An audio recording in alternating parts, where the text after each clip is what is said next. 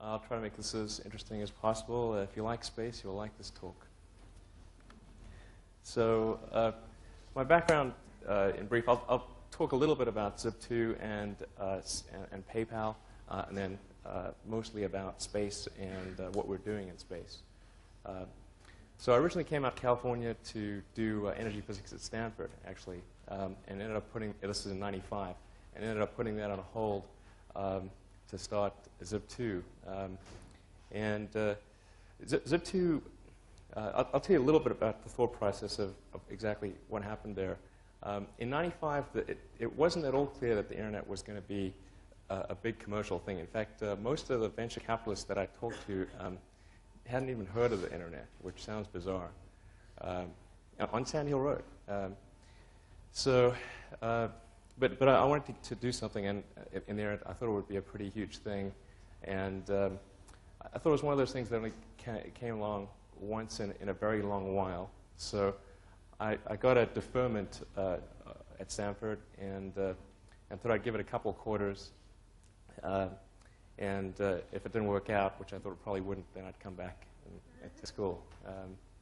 And actually, when I talked to my professor and I told him this, he said, "Well, I don't think you'll be coming back." And that was the last conversation I had with him. So, but there weren't a lot of ways to get. The only way to get involved with the internet in '95 that I could think of was to start a company, because there weren't a lot of companies to go and work for, apart from Netscape, maybe one or two others. So, and then I didn't have any money, so I thought, well, we've got to make something that's going to return money very, very quickly. So we thought, well, the media industry would need help converting its content from a print media to electronic, and they clearly had money. So if we could find a way to help them move their media to the internet, that would be an obvious way of generating revenue. There was no advertising revenue on the internet at the time. So, and that was really the basis of Zip2. And we ended up building quite a bit of software for the media industry, primarily the print media industry. So we had as investors and customers Hearst Corporation, Knight Ridder, most of the major US print publishers. We built that up, and then we had the opportunity to sell to Compaq in early '99, and basically took that offer. It was for a little over $300 million in cash, and that's a currency I highly recommend. So we had that,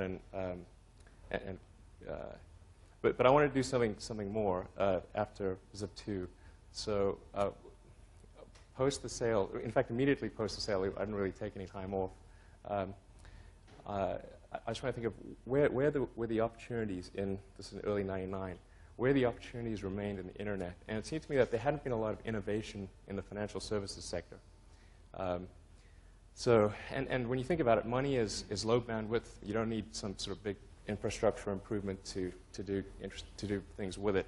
It's really just an entry in the database. The paper form of money is really only a small percentage of all the money that's out there. So it should lend itself to innovation on the internet. So we thought of a couple of different things we could do. One of the things was to combine all of somebody's financial services needs into one website. So you could have banking, brokerage, insurance, and all sorts of things in one place. And that was actually quite a difficult problem to solve. But we solved most of the issues associated with that. And then we had a little feature, which took us about a day. That was the ability to email money from one customer to another. So you could type in an email address, or actually any unique identifier, and transfer funds, or conceivably stocks or mutual funds or whatever, from one account holder to another. And if you try to transfer money to somebody who didn't have an account in the system, it would then forward an email to them saying, hey, why don't you sign up and open an account? So, and whenever we demonstrate these two sets of features, we'd say, well, this is a feature that took us a lot of effort to do, and look how you can see your bank statement and your mutual funds and your insurance and all that. It's all on one page, and look how convenient that is, and people go, well, ho-hum. And then we'd say, and by the way, we have this feature where you can enter somebody's email address and transfers funds, and they go, wow. So we're like, okay. So we focused the company's business on email payments. And in the early going, the company was called X.com. And then there was another company called Confinity, which had actually also started out from a different area. They started out with Palm Pilot cryptography, and then they had as a demo application the ability to beam token payments from one Palm Pilot to another via the infrared port. And then they had a website, which was called PayPal, where you would reconcile the beamed payments. And what they found was that the website portion was actually far more interesting to people than Palm Pilot cryptography was. So they started leading their business in that direction. And then in basically early 2000, X.com acquired Confinity, and then about a year later, we ended up changing the company's name to PayPal. And that's kind of how the approximate evolution of the company. But PayPal is really a case of where the whole viral marketing, it's really a perfect case example of viral marketing, like Hotmail was, where one customer would essentially act as a salesperson for you for bringing in other customers. So they would send money to a friend and essentially recruit that friend into the network. And so you had this exponential growth. The more customers you had, the faster it grew. So it was like bacteria in a petri dish. It just goes like, there's this S-curve. And in fact, I ran PayPal for about the first 2 years of its existence.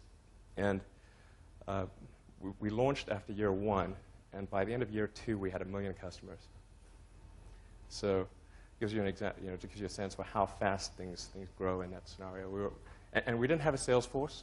We actually didn't have a VP of sales. We didn't have a VP of marketing. And we didn't spend any money on advertising.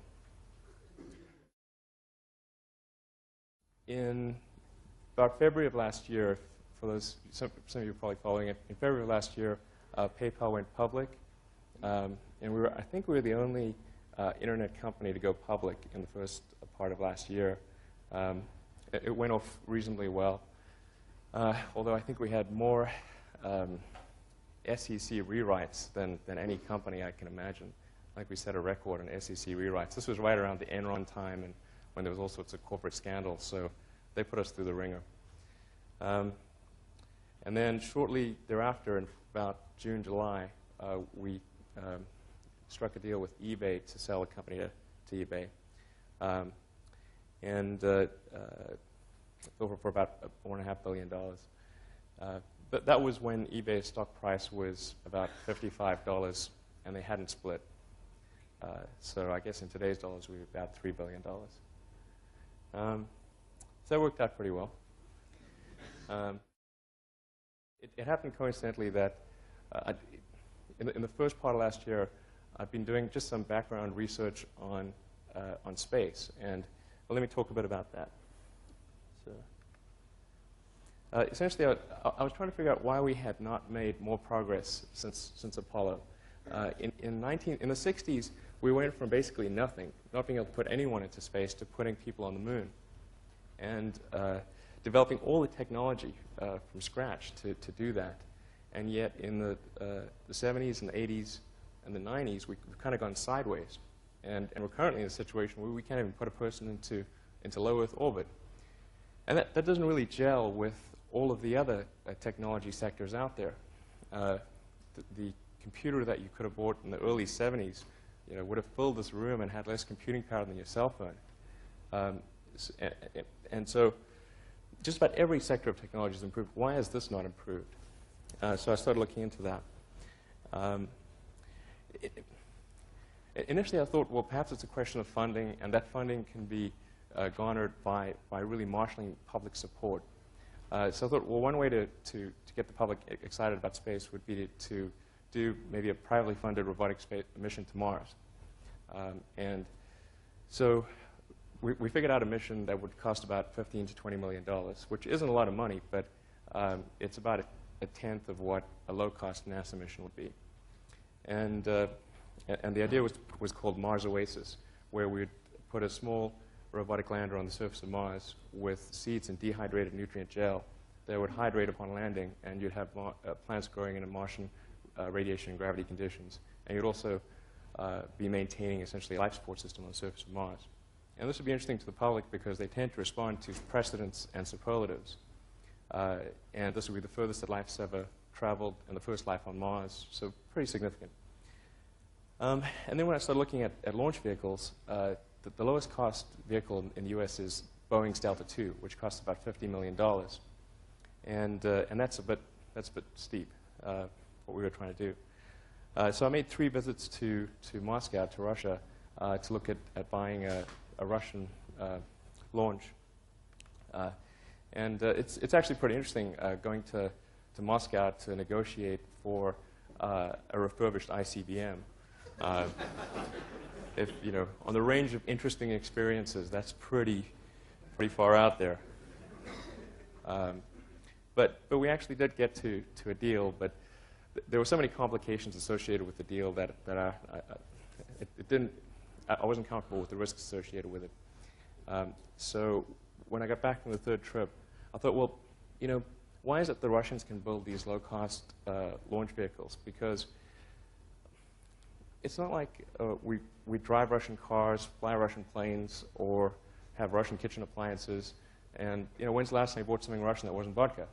So I think the US is a pretty competitive place, and we should be able to build a cost-efficient launch vehicle. So I put together a feasibility study which consisted of engineers that have been involved with all the major launch vehicle developments over the last 3 decades. And we iterated over a number of Saturdays in the beginning of last year to figure out, well, what would be the smartest way to approach this problem of not just launch cost, but also launch reliability. And we came up with a default design. And that actually, sort of fortunate timing, that feasibility study finished up right around the time that we agreed to sell PayPal to eBay. So coincident with that sale, I moved down to LA, where there's actually the biggest concentration of aerospace industry in the world. It's actually the biggest industry in Southern California, much bigger than entertainment or anything else. I was living in Palo Alto for about 9 years before that. Anyway, so just to talk a little broadly about space and where things are today. Obviously, US government manned exploration is not in a great place. We've got the 3 remaining shuttles are grounded. It looks like first flight might only be a year from now, if that. And we've got a vehicle that is incredibly expensive and really quite dangerous.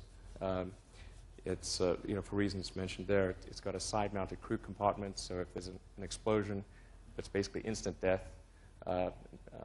You've got solid rocket boosters, which once you ignite them, you can't turn them off. And there's something fundamentally dangerous about premixing your fuel and oxidizer, I think. And then you've got wings and control surfaces. When you re-enter, you've got to maintain a precise angle of attack. Even a momentary variance in that can break the whole vehicle apart. So, and then, of course, it's got no escape system. So if anything does go wrong, you're toast. And you've got a cost that is really pretty hard to fathom. The shuttle program, when you add up all the pieces, is about $4 billion a year. And so you can divide $4 billion by the number of flights, and that'll tell you what the cost is. And if there's, say, 4 flights a year, which they haven't been for a while, then you're talking about $1 billion a flight. The plans for the immediate future, obviously, we've got to continue building the space station. So we're going to keep flying the shuttle, but I think it's probably going to be the minimum number of shuttle flights that we need to launch. The long-term plans are to build something called orbital space plane. And I'd say plane in quotes because one of the options is a capsule. So it should be called, you know, maybe orbital space thing. But the basic idea is to have something that's hopefully a little cheaper and a lot safer than the space shuttle. So in particular, it's going to have an escape system. So if something does go wrong, you can abort to safety. The downside is that while it might be a little cheaper, it's still going to be pretty darn expensive. The estimated cost per flight of orbital space plane is somewhere in the region of $300 to $400 million a flight. And of that, that amount, just $200 million alone goes to Boeing for the Delta IV Heavy expandable booster. It's a $15 billion development effort and expected to be completed in 9 or 10 years. Now, typically things have not been under budget and under time. So it's unlikely, I think, given historical precedent, that it will stay within $15 billion and the 2012 timeline. And a bit about what's going on elsewhere in the world. In Russia, this is really, the Soyuz is our only access to space station. It's considerably cheaper, considerably safer. The Soyuz has a very good track record. The crew is top-mounted. It has an escape system. There are no wings or control surfaces to go wrong. Overall, it's a pretty good system. And the estimated costs are about $60 million a flight, which is more than an order of magnitude less than the space shuttle. The thing that constrains them, obviously, is the weakness of the Russian economy. It's very hard for them to embark on ambitious programs with an economy the size of Belgium. So China is probably the most interesting thing that's going on in space. This month, China is expected to be only the third. It's expected to launch their first person into space. They'll make them only the third country ever to put someone in orbit. They've put a lot of money and effort into this program. If anything serves as a spur for human space exploration, it is likely to be China's ambitions in space, and hopefully a sense in America that we want to at least keep up with China. And they have grand ambitions beyond just low Earth orbit. They're planning on setting up a space station, putting a base on Mars, and eventually sending humans to Mars. So what's happening in the US that I think might ultimately surpass all of that stuff is entrepreneurial space activities, where things are led by the spirit of free enterprise. And I think there's perhaps an analogy here where just as DARPA served as the initial impetus for the internet and underwrote a lot of the costs of developing the internet in the beginning, it may be the case that NASA has essentially done the same thing by spending the money to develop some of the fundamental technologies in the beginning, and then once we can bring sort of the commercial free enterprise sector into it, then we can see the dramatic acceleration that we saw in the internet. So there are several serious launch vehicle efforts underway. I'll talk about each one. There's Burt Rutan of Scaled Composites. Burt Rutan is one of the world's foremost aircraft designers, and he's developed a suborbital vehicle that they're actually flying out of Mojave. This is an X-Prize class vehicle. There's John Carmack, who wrote Quake and Doom. He's probably one of the best software engineers in the world, one of the best engineers that I know, period. And he's developing a vertical takeoff and landing vehicle. Jeff Bezos, who I understand was here last week, is a huge space advocate. And it's my understanding that he intends to spend something on the order of $1 billion over the next 20 years on space exploration. And then my company, SpaceX. And I think within the next several years, these entrepreneurial efforts will actually be what drives space exploration. So a little bit about each one. That's a picture of the Burt Rutan effort. It's called White Knight is the carrier plane, and then Spaceship One is the thing that's held in the belly there. And this project is supposedly funded by Paul Allen.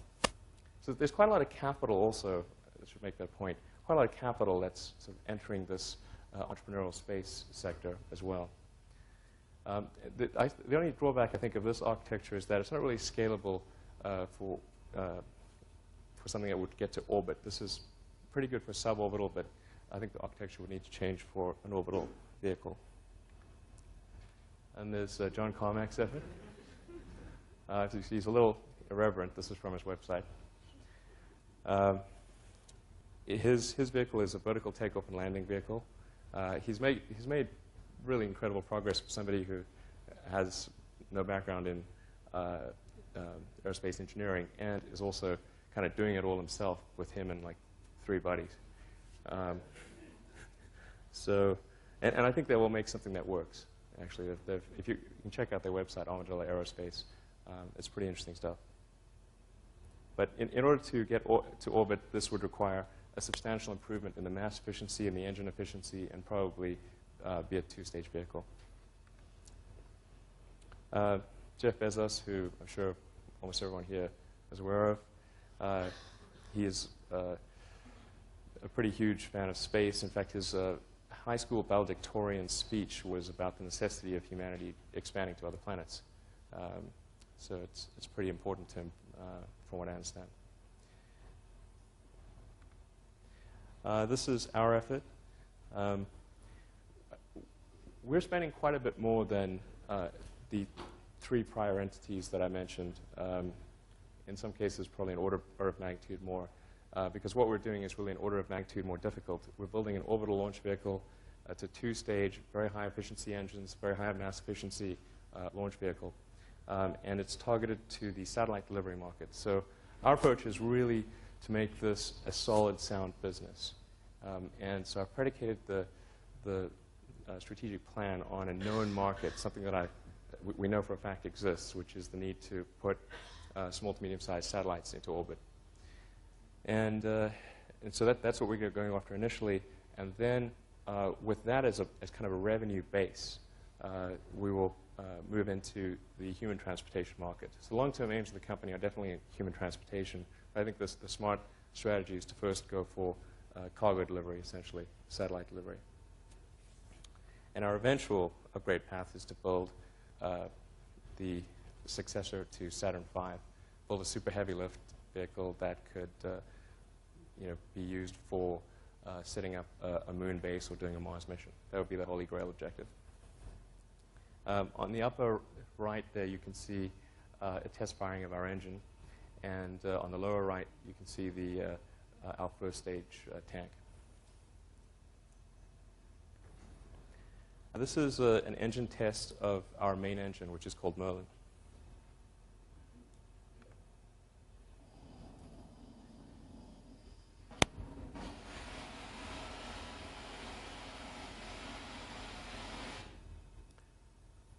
And that generates about roughly 75,000 pounds of thrust at sea level. This is our upper stage engine. It's about 7,500 pounds of thrust in vacuum.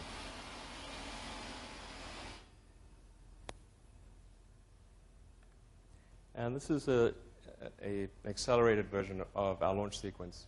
Our first launch will be from the SpaceX Launch Complex at Vandenberg Air Force Base in approximately March of next year, basically early next year. And we will be flying a Navy satellite, Navy communication satellite. So it's notable because often launch vehicle companies are not able to get a paying customer on their first flight, but we've been able to do that. This is also the Falcon development at SpaceX is the fastest launch vehicle development in history, including wartime.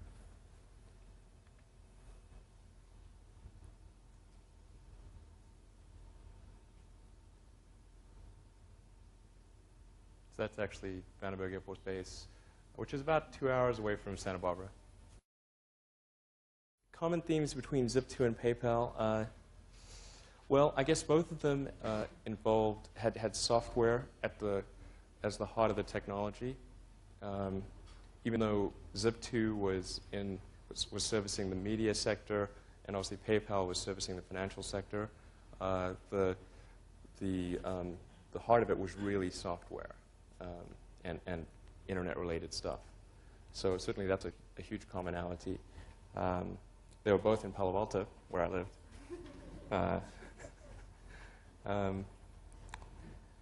I think we took a similar approach to building both companies, which was to have a small group of very talented people and keep it small.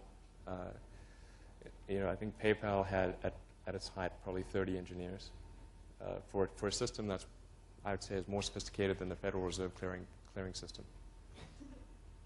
I'm pretty sure it is, actually, because the Federal Reserve clearing system sucks. So what else is there? It generally, I think the way both Zip2 and PayPal operated was really your canonical Silicon Valley startup. Pretty flat hierarchy. Everybody had a roughly similar cube, and anyone could talk to anyone. We had a philosophy of best idea wins, as opposed to the person proposing the idea winning because they are who they are. Even though there were times when I thought that should have been the way it goes.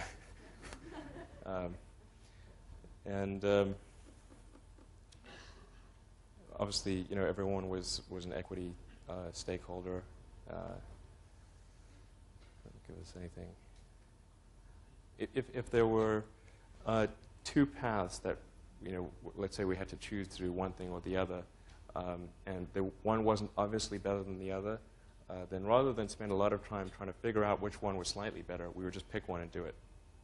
And sometimes we'd be wrong, and we'd pick the suboptimal path. But often it's better to pick a path and do it than to just vacillate endlessly on a choice.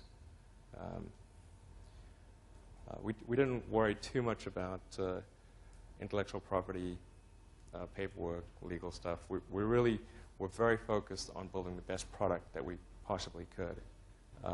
Both Zip2 and PayPal were very product-focused companies. We're incredibly obsessive about how do we build something that is really going to be the best possible customer experience. And that was a far more effective selling tool than having a giant sales force or thinking of marketing gimmicks or 12-step processes or whatever. I'm not super familiar with Friendster. Certainly, the essence of viral marketing is, do you have something that where one customer is going to sell another customer without you having to do anything? There are lots of instances of that. Friendster might be one. Obviously, Hotmail was one. PayPal was one. eBay was one. And in a situation like that, going back to what I said about product matters incredibly, because if you're going to recommend something to somebody, you've got to really love the product experience. Otherwise, you're not going to recommend it because you don't want to burn your friend. To hurdles in the space industry, entering the space industry, well, it is a very complicated regulatory structure. As you might imagine, when somebody tries to build an orbital launch vehicle, which is not really all that distinguishable from an ICBM, there's a lot of regulation. And there probably should be, because you don't want to launch something and end up hitting LA, where I live.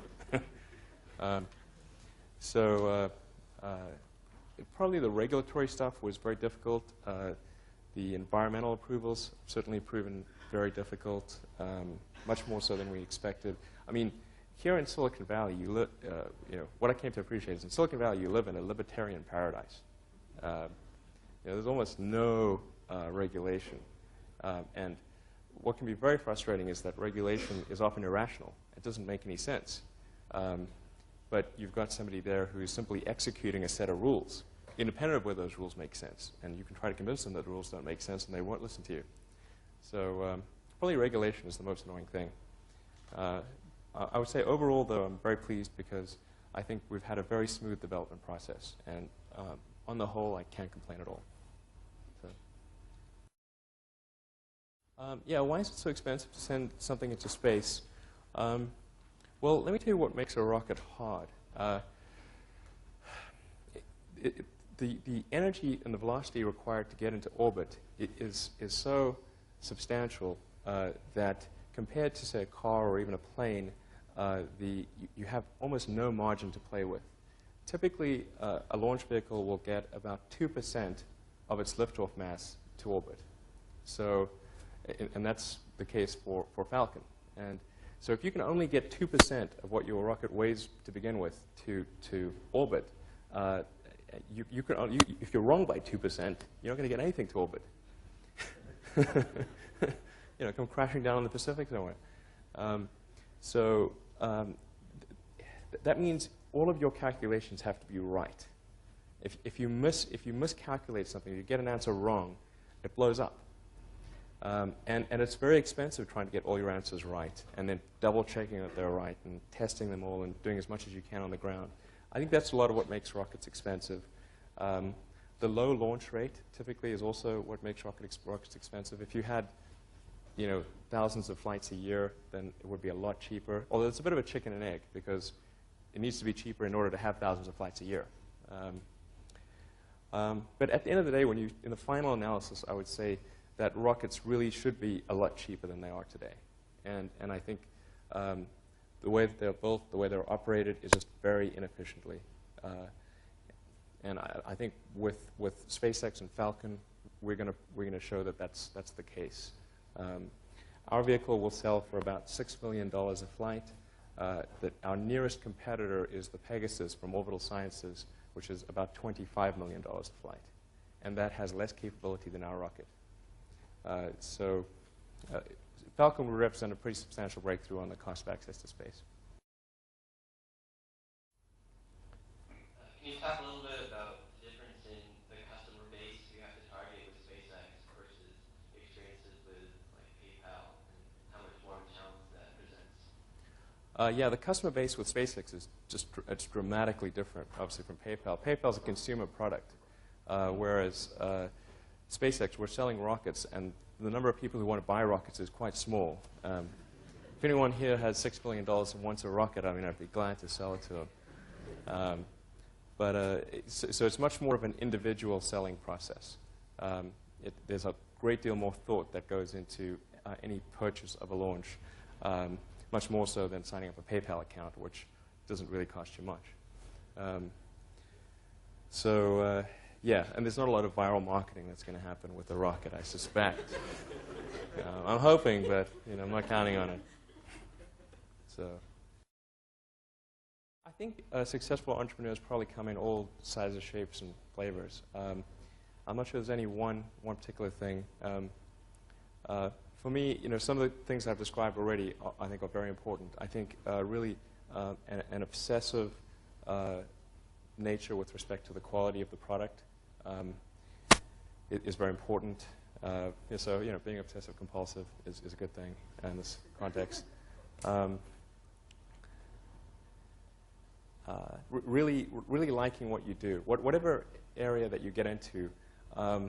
Given that, even if you're the best, there's always a chance of failure. So I think it's important that you really like whatever you're doing. If you don't like it, life is too short. I'd say, and also if you like what you're doing, you think about it even when you're not working. I mean, it's something that your mind is drawn to, and if you don't like it, you just really can't make it work, I think. SpaceX is about 30 people, and what we do internally at SpaceX is we do all of the design, analysis, integration of hardware, testing, and then launch operations.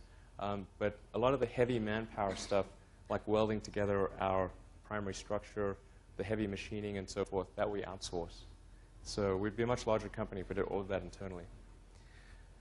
And sorry, you had another part to your question? Oh, yeah. Actually, we don't have any lawyers. The regulatory stuff that we deal with is very technical. It's really a lot like trying to get an airplane certified with the FAA. We're just getting a rocket certified. So our documentation is very. I wish we could offload it to some lawyers. They wouldn't know what the heck to do. So.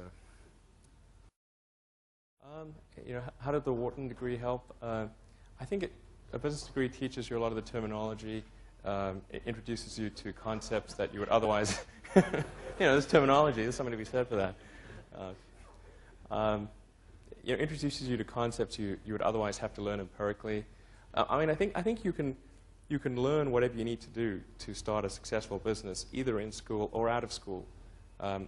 School, in theory, should help accelerate that process, and I think it oftentimes it does. It can be an efficient learning process, perhaps more efficient than empirically learning lessons. But really, I think there are examples of successful entrepreneurs who never graduated high school, and there are those that have PhDs. So I think the important principle is to be dedicated to learning what you need to know, whether that is in school or empirically.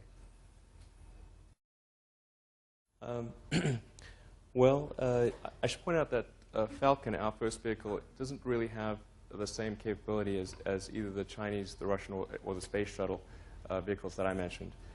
Falcon would be in the light class of launch vehicles, whereas the space shuttle would be a heavy class launch vehicle.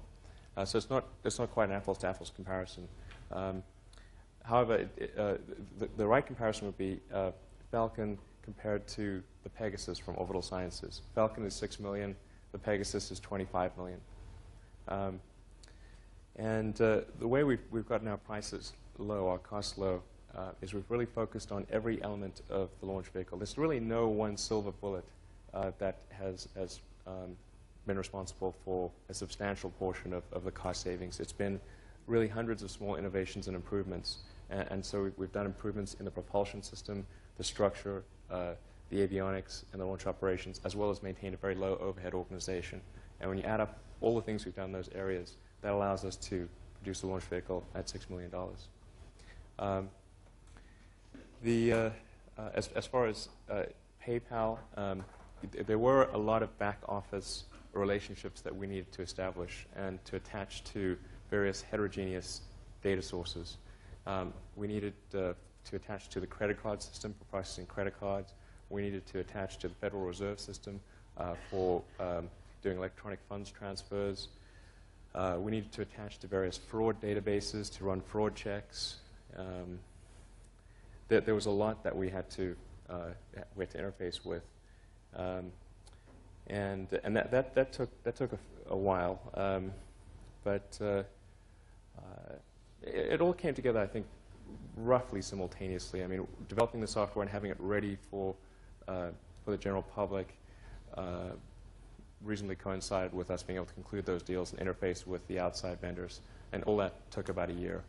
I think one thing that's important is to try not to serialize dependencies. So if you can put as many elements in parallel as possible, a lot of things have a gestation period, and there's really nothing you can do to accelerate. I mean, it's very hard to accelerate that gestation period.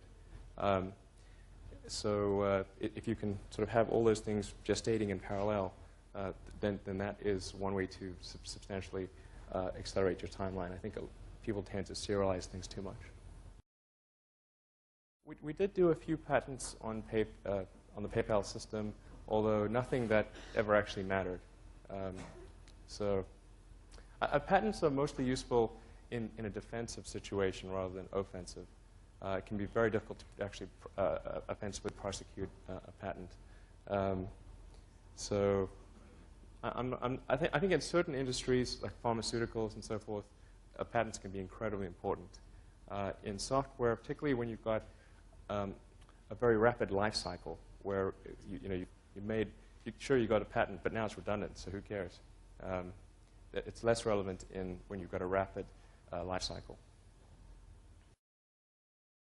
Well, I don't, I've looked at the various, there are a couple of things that I think are pretty bogus.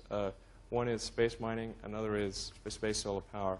I mean, if you calculate how much it costs to bring either the photons from space solar power, back to Earth, or the raw material back to Earth, the economics don't make sense. You just can't close the economic case. Not even by, it's probably off by 3 orders of magnitude. So I think probably the biggest thing that could happen is if we decide to establish a base on the Moon or a base on Mars, and particularly if we attempt to make a self-sustaining base, self-sustaining civilization on the Moon or Mars, that is enormous opportunity on probably the $1 trillion level, because then you've got basically interplanetary commerce going on. I think that's pretty huge. But it's you know, it's not going to be space all power. It's not going to be space mining, I think.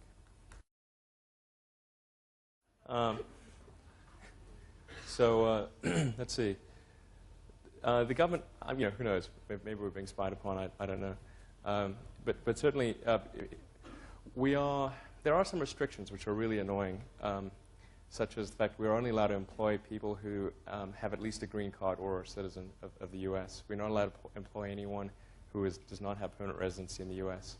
Basically, if they can't throw you in jail, they won't let you work on rocket stuff.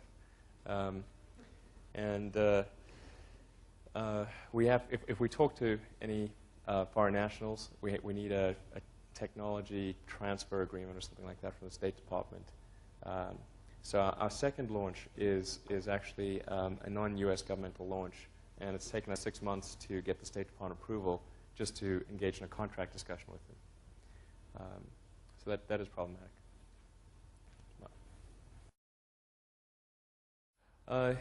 We had several offers, actually, from a number of different entities for PayPal. In fact, the closer we got to IPO, the more offers we got. But we always felt that those undervalued the company. And subsequently, when we went public, I think the public markets kind of indicated the value of the company. I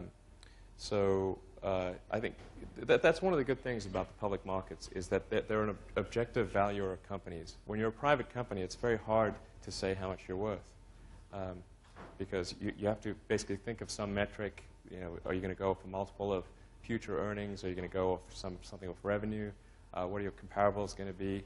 There are all sorts of questions. It's really up for debate what sort of value your company is. When you're public, it's whatever the market says you're worth. That's what you're worth.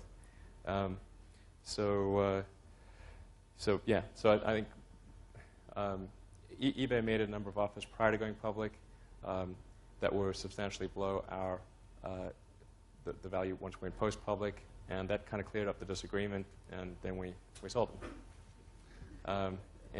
What else? There was actually, you had a second part to the question. I was wondering if you were concerned that eBay's current solution was going to gain traction, so they didn't need another solution. Yeah, eBay had it was initially BillPoint, and there was eBay Payments, and it was really a pretty tough, long-running battle of PayPal versus eBay's payment system, and it was certainly a very challenging. I mean, I think it was, you know, there were times when it felt like we were trying to win a land war in Asia, you know, they kind of set the ground rules, or trying to beat Microsoft in their own operating system. It's really pretty hard. That took a lot of our effort to actually beat eBay on their own system. And one of the long-term risks, certainly for the company, was that eBay would one day prevail. And one way to retire that risk, obviously, was to sell to eBay.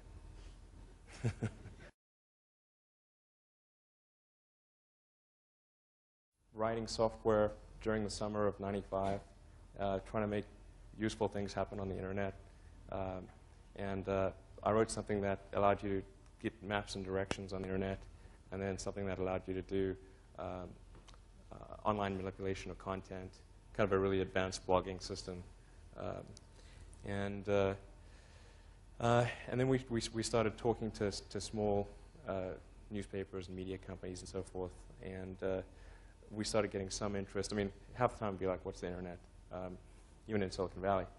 But then occasionally somebody would bite, and we'd get a little bit of money from them.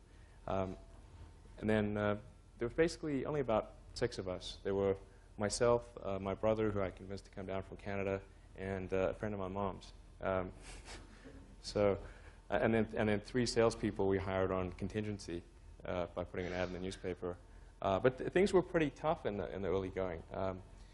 I didn't have any money. In fact, I had negative money. I had huge student debts. So, in fact, I couldn't afford a place to stay and an office. So I rented an office instead, because I got a cheaper office than I could get a place to stay. And then I just sort of slept on the futon and showered at the YMCA on Page Mill and El Camino. I was in the best shape I've ever been. Go to shower, work out, and you're good to go. And there was an ISP on the floor below us, just a little tiny ISP. And we drilled a hole through the floor and connected a null modem cable. That gave us our internet connectivity for like $100 a month. So, I mean, we had just an absurdly tiny burn rate. And we also had, a really tiny revenue stream, but we actually had more revenue than we had expenses. So, so when we went and talked to VCs, we could actually, well, like I said, there's no silver bullet that I can point to as to why our vehicle is a lot cheaper. We've really focused on reducing the cost across the board. I mean, for one thing, our overhead in a 30-person company is, an order of magnitude less than it is in Lockheed or Boeing, just for starters. So even if we did everything the same and built the same launch vehicle, we'd be considerably cheaper. And then every decision we've made has been with consideration to simplicity. And the reason for simplicity is because that both improves the reliability as well as it reduces your cost. If you've got fewer components, that's fewer components to go wrong and fewer components to buy. I think there's a fairly significant innovation in our airframe, which is semi-pressure stabilized monocoque with variable skin thickness and a common bulkhead, if you know what that means. I would need a diagram to explain it all. But the net result is that it's very cheap and it's very mass efficient and I think easy to test and quite reliable. Our avionics system, to give you another example, our avionics system, we use an Ethernet on the vehicle to communicate. That may not sound like a great innovation, but it is in launch vehicles. All the other launch vehicles communicate in the vehicle by these serial cables that run the entire length of the vehicle. And so you've got these giant copper bundles as thick as your arm running up and down the vehicle. It makes it heavy, and it makes it expensive, and there's things like that which when you add them all up, it makes a huge difference. So. No, that's a good question. That's a good question. No, I would not. I think SpaceX is not. This is advanced entrepreneuring,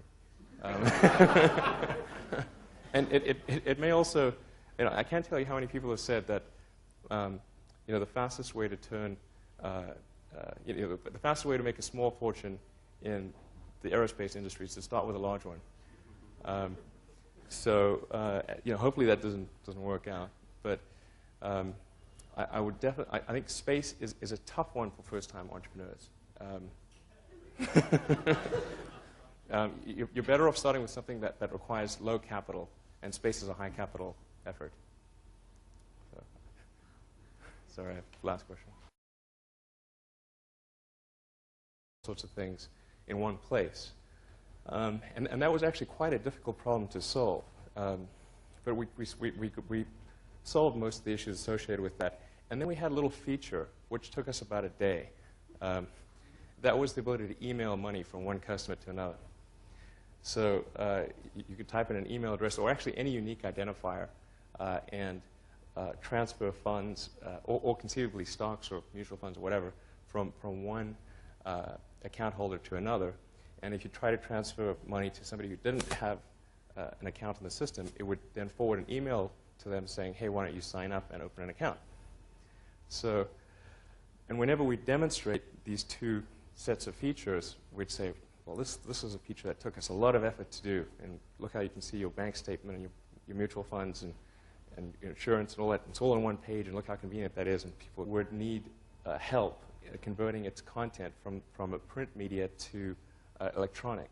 And they clearly had money. So if we could find a way to help them move their media to the internet, that would be an obvious way of generating revenue. There was no advertising revenue on the internet at the time. So, and that was really the basis of Zip2. And we ended up building quite a bit of software for the media industry, primarily the print media industry. So we had as investors and customers Hearst Corporation, Knight Ridder, most of the major U.S. Print publishers. We built that up, and then we had the opportunity to sell to Compaq in early '99, and basically took that offer. It was for a little over $300 million in cash, and that's a currency I highly recommend. so we had that, and but I wanted to do something more after Zip 2. So post the sale, in fact, immediately post the sale, I didn't really take any time off. I was trying to think of where were the opportunities in this in early '99, where the opportunities remained in the internet, and it seemed to me that there hadn't been a lot of innovation in the financial services sector. And when you think about it, money is low bandwidth. You don't need some sort of big infrastructure improvement to do things with it. It's really just an entry in the database. The paper form of money is really only a small percentage of all the money that's out there. So it should lend itself to innovation on the internet. So we thought of a couple of different things we could do. One of the things was to combine all of somebody's financial services needs into one website, so you could have banking, brokerage, insurance, and also in there. I thought it would be a pretty huge thing, and I thought it was one of those things that only came along once in a very long while. So I got a deferment at Stanford, and thought I'd give it a couple of quarters, and if it didn't work out, which I thought it probably wouldn't, then I'd come back to school. And actually, when I talked to my professor and I told him this, he said, "Well, I don't think you'll be coming back." And that was the last conversation I had with him. So, but there weren't a lot of ways to get. The only way to get involved with the internet in '95 that I could think of was to start a company, because there weren't a lot of companies to go and work for, apart from Netscape, maybe one or two others. So, and then I didn't have any money, so I thought, well, we've got to make something that's going to return money very, very quickly. So we thought, well, the media industry, I'll try to make this as interesting as possible. If you like space, you'll like this talk. So my background, in brief, I'll talk a little bit about Zip2 and PayPal, and then mostly about space and what we're doing in space.